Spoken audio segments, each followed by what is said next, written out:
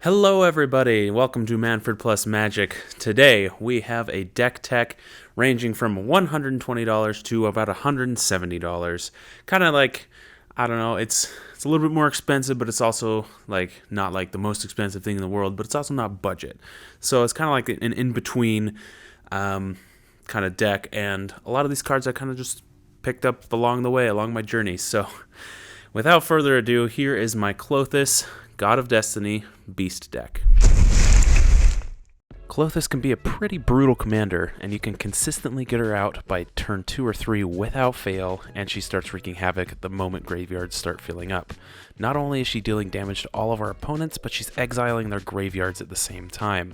Alright, let's get into what this deck does. This deck was my response to my wife's Selesnya Beast deck, and it can be pretty brutal, and I wanted something similar to kind of match up a little bit. But the gist of the deck is have lots of utility to punish all of your opponents all at once, while at the same time having big creatures to keep them off your back.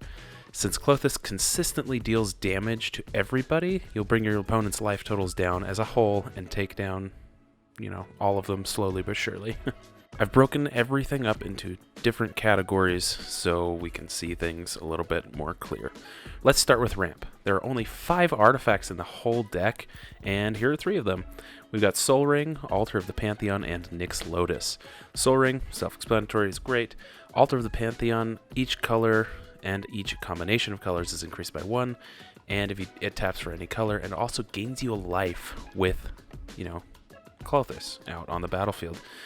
And Nyx Lotus is just amazing, and it taps for that amount of your devotion, and the Altar of the Pantheon kind of combos with that. Plus, both of them have a really good Theros theme, which is kind of a sub-theme for this whole deck. Alright, next we've got our instants and sorceries here. We got Natural Connection, Rampant Growth, Cultivate, Migration Path, Skyshroud's Claim. All of which searches for lands and get us stuff out, as fast as we can, like any good green deck. And Migration Path has cycling, just in case it's late game and we need that extra card draw. Now let's move on to creature ramp. First we got Burning Tree Emissary. Burning Tree Emissary is essentially a free spell, which means you can do an extra thing after casting her, which is really, really cool. Next we have Rada, Heir to Keld. Whenever Rada attacks, you may add 2 red to your mana pool, and she taps for green. So that extra red mana is going to help us cast our combat tricks, which become really handy in the late game. Next we have Zhur-Taa Druid, just a normal mana dork, but he also deals 1 damage to all of our opponents when he taps. So, kind of that theme with punish everybody all at once. Then we have Karametra's Acolyte. Tap to add an amount of green equal to your devotion to green. More devotion and more, flavor. Then we have 2 spells which are very similar, and they can speed up the game for us, helping us cast big spells fast. Zhur-Taa Ancient and Nikaya of the Old Ways. They both have pretty big drawbacks, but also they don't usually stay out for very long because they've got such big targets on their back. No one wants the green deck to have extra mana. On to our next section, which is card draw to help us get stuff out. First we have Colossal Majesty, Elemental Bond, and Beast Whisperer. All these spells draw us a card when their conditions are met, and more cards means more spells. Then we have our only sorcery which draws us cards, which is Rishkar's Expertise. It's great when you have a big creature out and you're drawing those extra cards and allowing you to cast something 5 or less for free. I'm looking at you, Elder Gargaroth. More on him later. On to the bread and butter of the deck. Let's punish our opponents. Here we have Mindcrank, Cindervines, and Mana Barbs. These 3 cards spell trouble with a capital T for our opponents. No one likes taking damage when casting a spell or tapping mana, and Mindcrank activates every turn with Klothys on the battlefield, milling her opponents like crazy, which just adds more fodder for her ability. Mage Slayer. Step 1, attach to Zhur-Taa Ancient with all that extra mana. Step 2, deal 7 damage to the opponent it attacks. Ouch. Now we got a couple big boys. We got Ruric Thar the Unbowed and Gruul Rage Beast. These 2 are must-haves for any Gruul deck. Ruric Thar is so unforgiving to us and our opponents, but I feel more so to our opponents. Spellslingers do not like seeing him on the board, and Gruul Rage Beast helps our big creatures fight and demolish our opponent's forces by fighting our way to victory. Did I mention utility? Because this next section is all about creatures that have utility. So we got Spore Frog, Carperhorn Scout, Grumgully the Generous, and Beacon Behemoth. Preventing damage, untapping our attacking creatures, adding counters to all our beasts, and giving our big beasts vigilance for just 1 mana. That is some pretty good value. Punish our opponents even more with those utilities. Rada, Heart of Keld. This is another Rada, as you might see. She acts as extra ramp as well as she's a very good attacker with her ability. Activating that second ability, giving +X/+X, where X is the number of lands you control, that's pretty dangerous, especially with that first strike ability. Next section, let's give our creatures trample. Kenra, Charioteer, Nylea's Forerunner, and Proud Wildbonder. First 2 give all our other creatures trample. And Proud Wildbonder has creatures you control with trample you may have this creature assigned as combat damage as though it weren't blocked. So all of our big creatures can just deal damage to our opponents and kill them as fast as possible. And that's something that's very, very hard to deal with, and it's extremely devastating. This next section, these two have the same kind of, spiritual energy. We've got Anger and Brawn, both of which, if they're in our graveyard and we control either a mountain or a forest, all our creatures have trample and or haste. These are just great add-ins for any deck. But don't let Klothys exile them. Even more utility, we have Arasta of the Endless Web and Dragonlure Spider. These two do essentially the same thing, and they create insects and or spiders to overwhelm with numbers or just protect ourselves. And Arasta's spiders have reach, which is great for the, all the flying decks. And last with our utility creatures is Vigor. Vigor should be in just about every green deck, in my opinion. He's just too good not to include. No one wants to mess with Vigor or your other creatures because, surprise, surprise, yours will just keep getting bigger and bigger. Now for some utility spells. We've got Fires of Yavimaya and Rhythm of the Wild. Both give haste or some form of haste with Riot.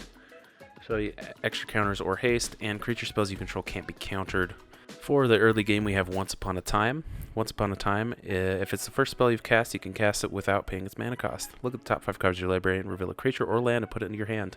Put the rest on the bottom in random order. Great turn 1 play, helping us pop off at the beginning of the game as fast as possible. Next, we have Wilderness Reclamation and Domri, Anarch of Bolas. Just kind of a couple more utility pieces. Wilderness Reclamation untaps our lands on our end step, so you can cast those combat tricks, as I'll talk about here in a little bit. Plus, Domri, Anarch of Bolas, gives all our creatures +1/+0 with an extra combat bonus. He adds mana, and he can remove some stuff by having our creatures fight. How are we going to deal with our opponent's stuff? Well, here's removal. We have Bramble Crush and Beast Within. Both destroy permanents. Bramble Crush, a non-creature permanent, and Beast Within, just any permanent, but its controller makes a 3/3 green beast, which is a great downside, in my opinion, for destroying any permanent. 2 destroy artifacts and enchantments, so you have good Destructive Revelry and Broken Bond, both of which do a bonus thing. Destructive Revelry deals 2 damage to that permanent's controller, and Broken Bond puts an extra land from your hand on the battlefield. Here we have Savage Twister and Nylea's Intervention, both of which deal X damage to each creature or deal twice X damage to each creature with flying. Nylea's Intervention also has the added bonus of searching for lands, but they go into your hand, so it's not as good late game. That's why I usually just save it for the flying removal. Plus, Savage Twister is just a great board wipe to have because it's very, very flexible. Next, we have Pyroblast and Guttural Response. Counter target spell if it's blue, or destroy a target permanent if it's blue. That's incredible value for 1 red mana, and Guttural Response counters a target blue instant spell. Great for that, protecting our creatures during combat, which is what we really want to do. Thrash Threat kind of has its own, little category here.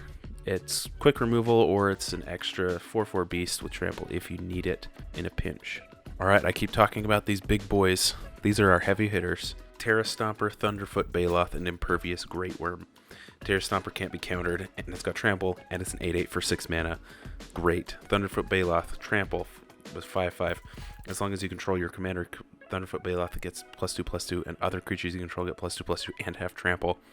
Klothys is indestructible, so she's hard to deal with, meaning Thunderfoot Baloth will pretty much always have that lieutenant activated. And Impervious Great Worm is just so big. He's chonky, and he's just a very good attacker and blocker with indestructible. Then, my two favorites, Questing Beast and Elder Gargaroth. These are some busted cards. Talk about value. Both can be cast pretty early on and offer amazing benefits. Questing Beast can clear defenses with ease and deal with planeswalkers, and all your combat damage can't be prevented. Elder Gargaroth could also be put in the utility category, drawing cards, making extra creature, or gaining life. It's just incredible. I keep talking about these combat tricks, and here they are. We've got Blossoming Defense and Might of Oaks. Blossoming Defense giving +2/+2 and hexproof, and Might of Oaks giving target creature +7/+7 till end of turn.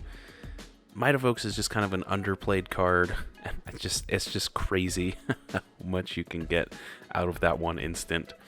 And Blossoming Defense grants hexproof, which is very, very favorable. Now on to some of my favorite cards in the deck. Gore-Clan Rampager and Skarg Goliath. The Blood Rush ability should be remade, in my opinion. Since Blood Rush isn't a spell, it's very hard to deal with, and when it comes out of nowhere, even better. I rarely hardcast these creatures, but usually wait for the opportune moment to Blood Rush these beasts in while attacking.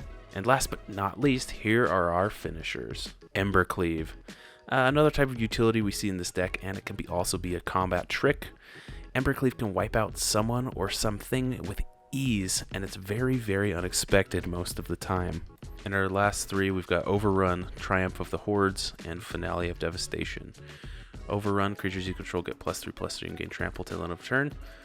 Great bonus for all our creatures. Triumph of the Hordes, until end of turn, creatures you control get 1/1 and gain trample and infect. That's pretty powerful, especially with all our really big, chonky boys. And Finale of Devastation is pretty flexible with that X. And you can search your library and or graveyard for a creature card with converted mana cost X or less and put it onto the battlefield. If you search your library this way, shuffle it. If X is 10 or more, creatures you control get +X/+X and gain haste until end of turn. Finale of Devastation is a very powerful and very scary way to win. And we can move on to the lands just for a brief second. You can put in whatever lands you want. Lands are very flexible, so you don't have to have these per se. Gruul Turf, Kazandu Refuge, Rugged Highlands, Spire Garden, Temple of Abandon. Skarg the Rage Pits, Mosswort Bridge, Blighted Woodland, those are all more utility type lands. And then we have 13 mountains and 14 forests. And yes, I do have all Theros Beyond Death full art lands. You don't have to use these, that will bring down the cost of your deck immensely. I just collected these and I bought a box of Theros when it came out. And I have amazing and wonderful friends who gave me the ones that I didn't have. With all that in mind, please remember that I do have wonky versions of cards in this deck, and they don't really necessarily match, but that's okay because it's just casual, right?